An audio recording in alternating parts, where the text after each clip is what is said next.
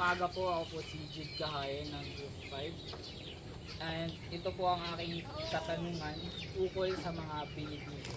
So, una pong katanungan, ano po ang mga pangunahing benepisyo ng pag-aalaga ng dairy goat kumpara sa ibang livestock sa Pilipinas? So sa kambing kasi, kasabi nga nila, diba, malurumi na kambing.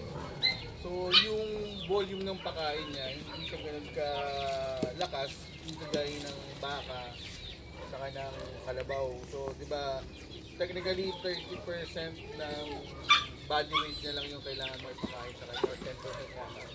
Hindi, ano, 10%. 10% diba, ng body weight niya yung kailangan niyang kainin sa araw-araw. So, kung meron kang baka na 100 kilos, hindi kailangan mo i-produce sa pagkain sa kanya 10 kilos. 10 kilos. So, Per day yun.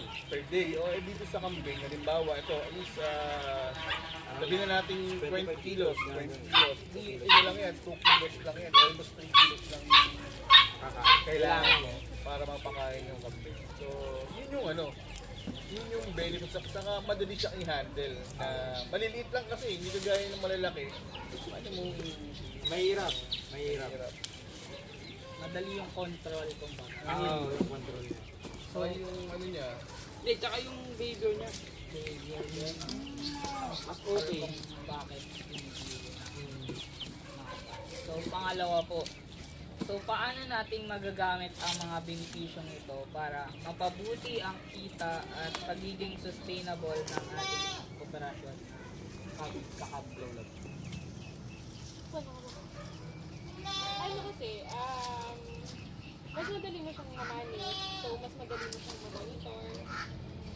Saka, yung cycle niya, mas madali mo rin makikita kung paano mo mapapatikot. Yes. Saka yung ano niya, yung breeding ba, para mas madali ka makapag-produce ng mga mas madali mo siyang ma-check yung season niya, yung kung kailan nag-start. Kasi unlike sa baka, sa kambing kasi pagka start sila magbuntis, 5 months lang eh. 5 So, months.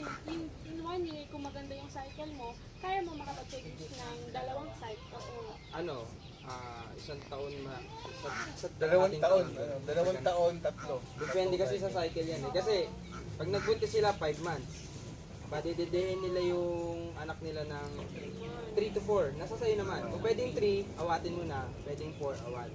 Tapos, kasi ako ginagawa ko, pagpapahinga ko eh. Pero meron din namang kambing na Talagang normal sa kanila. After 3 months, o kaya 2 months nga, may nag-hit agad. Tapos ayun, pagka ganun kasi, nag-hit na agad, ang ginagawa kasi namin, salang na agad. Pero pagka hindi pa naman talaga yung hit, pahinga tayo. Saka kaya niya mag-produce na. Minsan kasi, minimum niya, di ba, sa kambing 1 lang. Pero sila, minsan 2, minsan 3. Minsan, nag-apat pa nga eh. Depende sa, quality ng kambing. Diyan, apat. So, last question po. So, ano po yung advantage nitong Anglo-Nubian na breed kumpara po sa ibang mga dairy goats? Kasi, yun nga, tulad nga ng sabi ni Kuya, yung quality ng milk niya, Mas creamy. mas creamy. Fat Kaya, content compared niya. dun sa sa anin niya, kasi nga, kung gusto mo talagang volume na sabi nga ni Kuya, yun ang alaga mo yung sa anin. Pero kung gusto mo naman yung maganda yung gatas mo, yun nga, creamy, lasang bear brand, yan, maganda ka. Kasi kami, yung ginagawa ko pagka sobrang dami namin meat, siya, nagluluto siya pastillas. Ako naman, ginagawa ko, inahalo ko sa kape. Kaya, para sa akin, mas okay yung Anglo, yung gatas nila. Yung gatas po. Mm-hmm. Ay, yung in terms po sa behavior. Kaya, Wala pa kailangan na. Pero sa Anglo kasi, makikita nyo naman, mabait naman sila. Saka depende din kasi. Pagka Pagka, sa pinalaki niya, Mm. paano pinalaki niya? pagka kasi ang kambing yung lagi mo yung sinasabi, siyempre, nasaktan mo, lalayo sa yan. Pero pag nilod natin, sanay sa tao, hindi naman siya yung mailap. May kambing din, hindi may iwasan yung mailap talaga. Pero karamihan sa kanila, mababait. Teen naman. Maamo. Sunod sila ng nakahawakan. Lalo pag pinapilpil mo yan. Ako, pag naka-battle fed lalo, hindi ka, Malayo ka pala. malayo ka pa lang, doon ka pa lang. Oh, alam mo. Tawagin ka na niya. Lalapit ba sa'yo? Tsaka ano, susunod na susunod sa'yo kasi ako. Pag battlefield. Pag battle fed. Pag naman kasi ganun battle fed, karamihan naman kasi ang kalimitan pagka ganun, nagkaka-problema. Kaya, pag triplet sila. Kasi syempre, di ba, ang fix naman ng kambing. Dalawa. Obligado kayo isama sa battle.